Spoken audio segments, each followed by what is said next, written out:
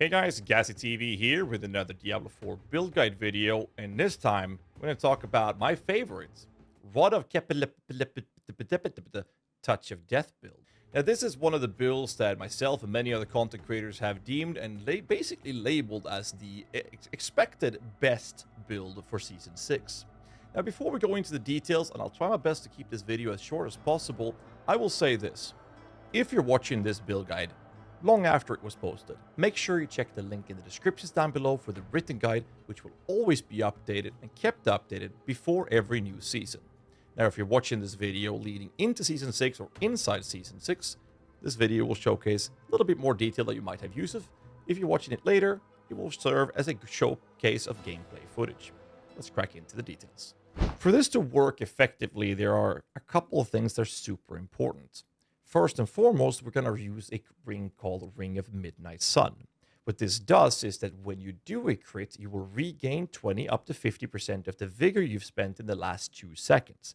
This means you're emptying your entire vigor pool, and now you're going to regain a large percent of that vigor, so you can quicker get back up to full to do the thing again. The other mandatory item is the Helmet Harmony of Ebiwaka. This makes it so that based off your secondary spirit hall choice, your skills becomes additionally that specific animal as well. And your skills will deal increased damage per spirit type they have.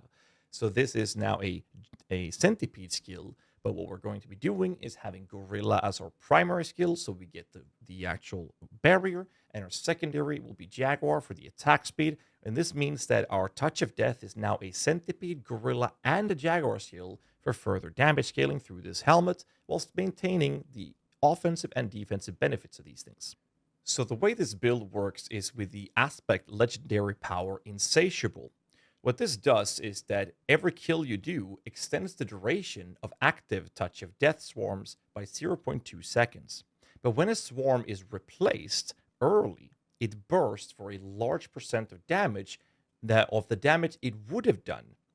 And that's how we scale this build.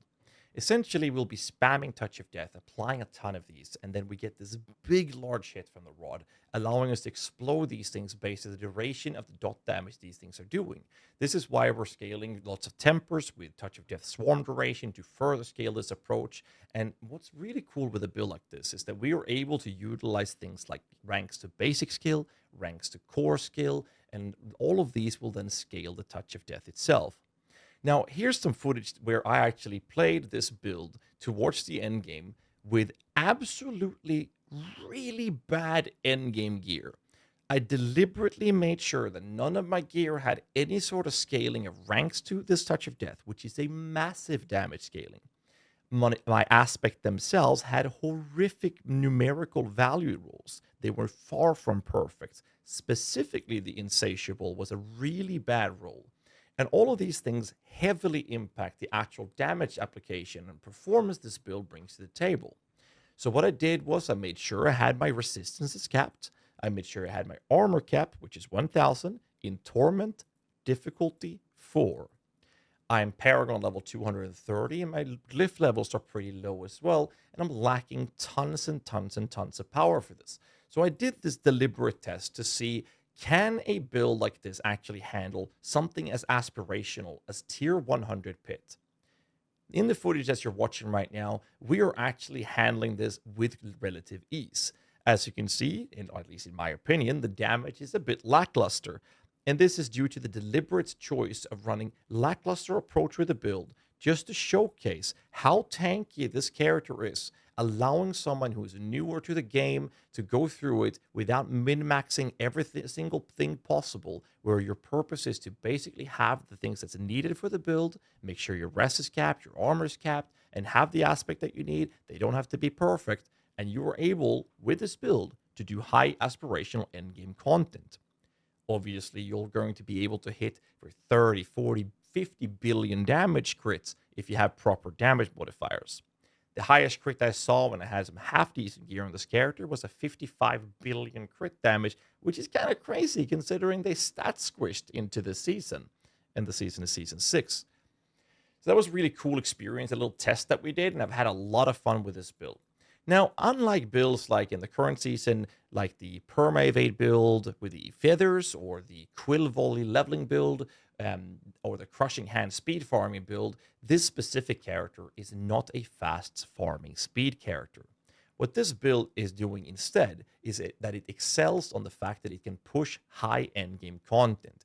It's super resilient, it's very lazy to play, as you're essentially just using Touch of Death consistently, and every now and then you're going to be casting your buff skills, and those buff skills are very straightforward. We're using Armored Hide, we're using Counterattack, which is not even needed to be on the bar because our ring is supplying this passive effect itself, and then we're using Soar if we need to move somewhere, and we have Ravager as well as Scourge.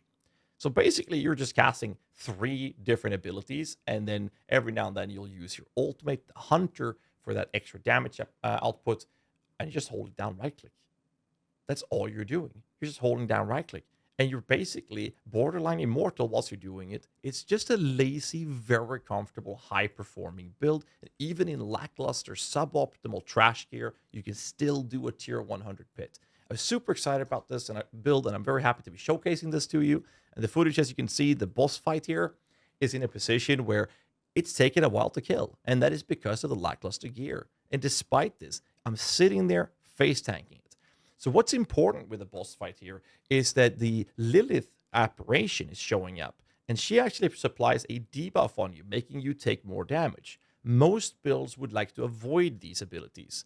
This character, due to the nature of its design, you are sustaining yourself's barrier, and that's keeping you alive by attacking enemies. You do not want to stop attacking the boss in pit.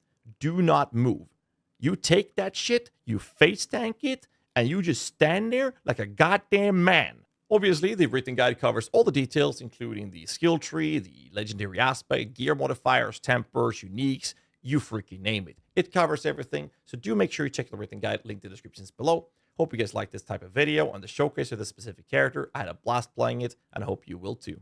Make sure you hit the like button, subscribe for more content. Until next time, as always, stay safe and keep rocking.